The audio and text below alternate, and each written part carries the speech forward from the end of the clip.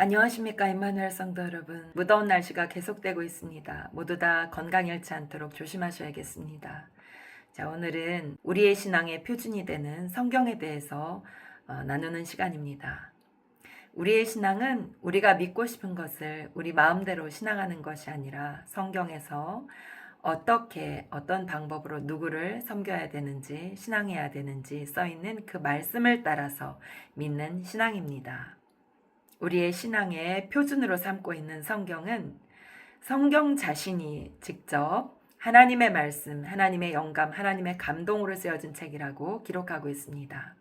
디모데후서 3장 16절 모든 성경은 하나님의 감동으로 된 것으로. 성경은 이렇게 어떤 한 사람의 생각과 그 뜻을 기록한 것이 아니라 하나님의 뜻과 하나님의 계획과 하나님의 교훈을 하나님이 선택한 그 누군가를 통해 그를 사로잡고 그에게 영감을 주셔서 그를 도구로 쓰신 책입니다. 그래서 성경의 저자는 성령 하나님이라 이렇게 말씀할 수 있겠습니다. 성경은 어떤 책인가? 성경은 예수님이 태어나기 전 주전 1500년부터 쓰기 시작해서 주후 예수님이 태어나신 이후 100년 사이 1600년의 긴 기간 동안 쓰여졌습니다. 그리고 구약 39권은 28명의 선지자, 왕, 제사장, 학자들 이런 분들에 의해서 쓰여졌고, 그리고 신약은 예수님의 제자들, 사도들에 의해서 8명의 예수님의 제자와 사도들을 통해서 쓰여졌습니다. 이 긴 기간 동안 이 많은 사람들에 의해서 쓰여졌는데 참 놀랍게도 성경은 그 내용과 주제가 하나로 일치되어 있고 전혀 서로 상반되지 않고 서로 연결되어 연합되어 서로 그 내용들을 보완하고 있습니다. 성경의 내용이 이렇게 하나로 통일되어 있고 서로 충돌함이 없다는 것을 볼 때 실로 성경은 한 분 하나님에 의해서 쓰여진 하나님의 말씀이다 라고 생각할 수 있습니다. 또 성경이 하나님의 말씀이라는 내적인 증거가 있습니다. 성경 자신이 바로 자기 자신에 대해서 어떻게 말씀하시는가. 아까 읽어드린 말씀처럼 성경이 하나님의 영감으로 쓰여졌다는 그런 성경 자신에 대한 증언들이 있습니다. 그리고 예수님도 성경을 지칭하실 때 하나님의 감동으로 쓰여졌다. 하나님 말씀이다. 이렇게 표현하신 부분들이 있습니다. 자, 그렇다면 우리 하나님께서는 왜 이 성경을 기록하게 하셨을까요?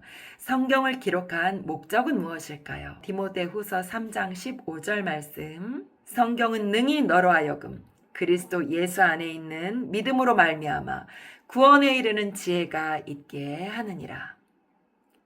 성경은 그 안에 구원에 이르는 지혜를 가르쳐 주기 위해서 썼다고 우리가 이해할 수 있겠습니다.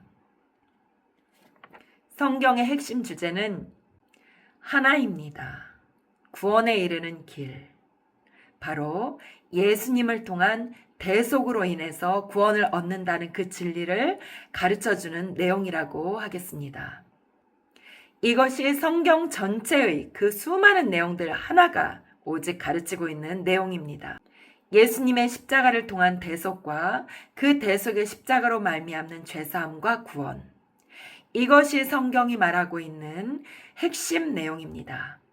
창세기에서 요한계시록까지 어떻게 하면 사람이 구원을 받는가, 어떻게 하면 영생을 얻는가, 그거에 대해서 가르치고 있고 그것에 대해 예언을 하고 있고 그것이 어떻게 성취되어 가는지 그 전 과정들을 기록한 것이 성경이라 하겠습니다. 창세기서에서 아담과 하와가 범죄한 이후에 그들이 그들의 벌거벗음을 보고 숨었을 때 하나님께서 그들에게 어떻게 하셨나 여러분 기억해 보면 되겠습니다.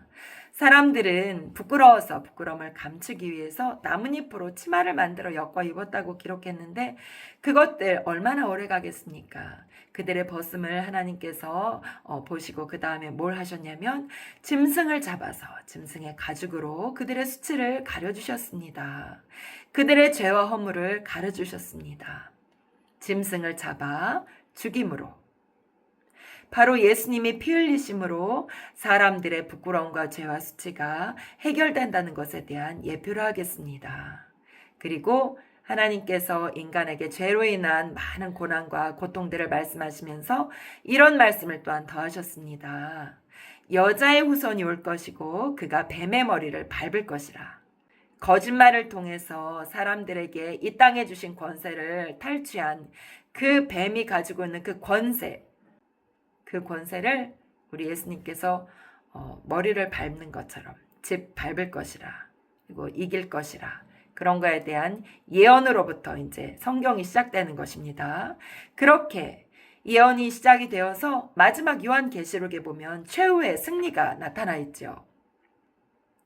예수님이 재림하시고 그리고 사탄은 무저갱이에 던져지고 사탄을 따르던 많은 영들과 그 다음에 이 땅에 살았던 사람들이 같이 지옥불에 던져지고 그리고 영원한 하나님의 나라 하나님을 따르던 무리들에게 주어지는 영생의 복락 새 예루살렘 성이 임하는 그런 모습으로 요한계시록이 다 마지막 정리가 되지 않습니까? 그리고 요한계시록 마지막에 마지막 부분에 어떤 기록이 있냐면 이 말씀에 하나라도 더하거나 빼는 자는 저주를 받을 것이다. 아주 무서운 말씀이 기록되어 있습니다.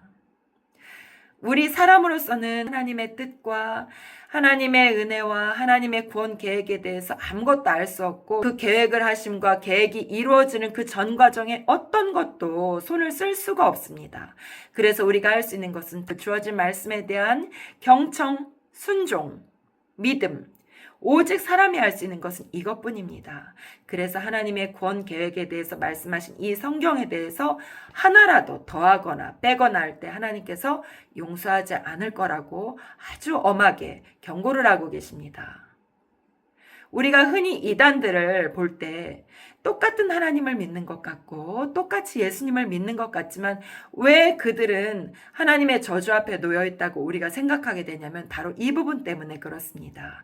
특히 이단은 구원론에 대해서 상당한 차이나는 말들을 합니다. 하나님께서 말씀하지 않은 것들을 자기들의 해석으로 더하기도 하고 빼기도 하고 예를 들어서 그 창시한 사람이 교회를 처음엔 열심히 다니던 사람이랍니다.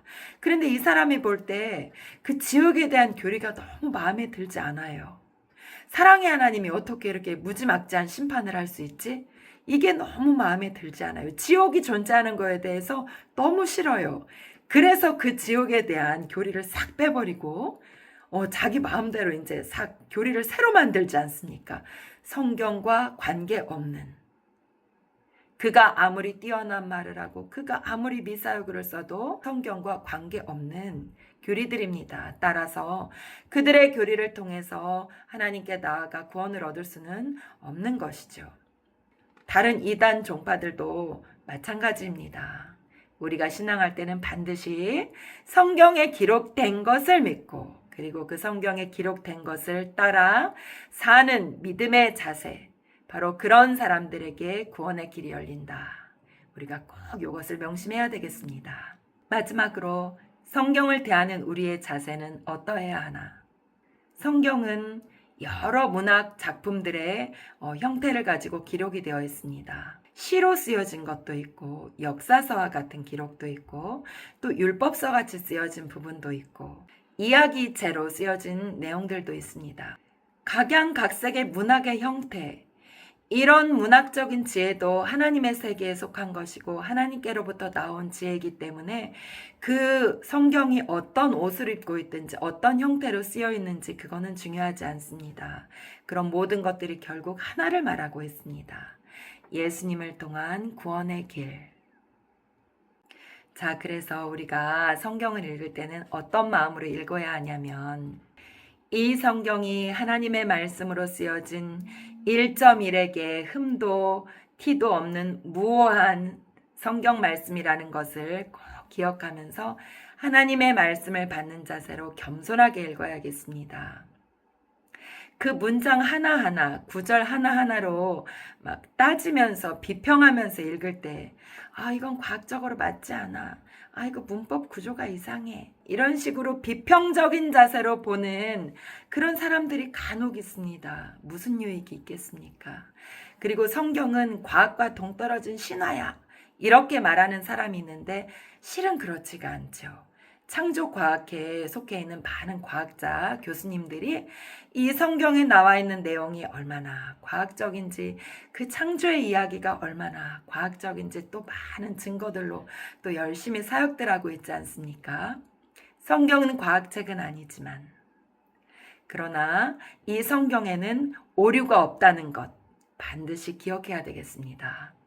진화론과 세속적인 지식으로 물들여져 있는 우리의 뇌로, 우리의 이 지식 체계로 성경을 읽으려 하면 참 머리가 복잡할 때도 많을 겁니다.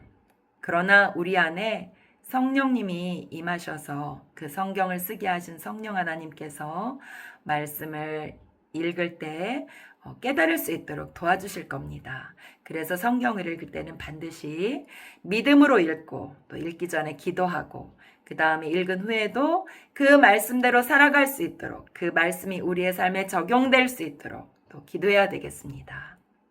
이제 성경을 깊이 읽다 보면 아주 재미있는 순간들이 많이 나옵니다.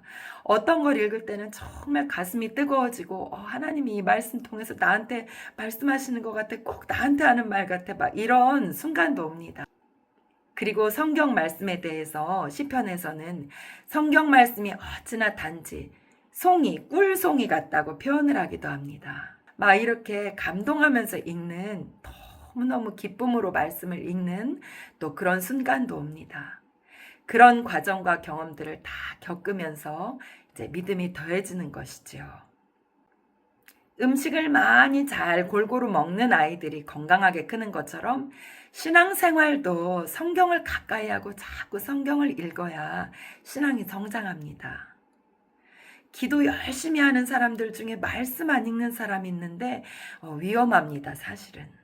말씀과 기도는 반드시 병행돼야 되겠습니다.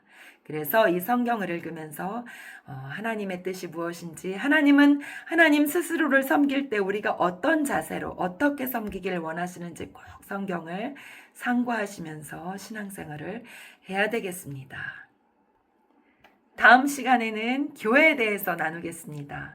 오늘은 성경에 대해서 배웠으니까 성경 말씀을 좀 더 많이 읽어보는 한 주간이 되기를 바랍니다. 이것으로 성경 공부를 마치겠습니다.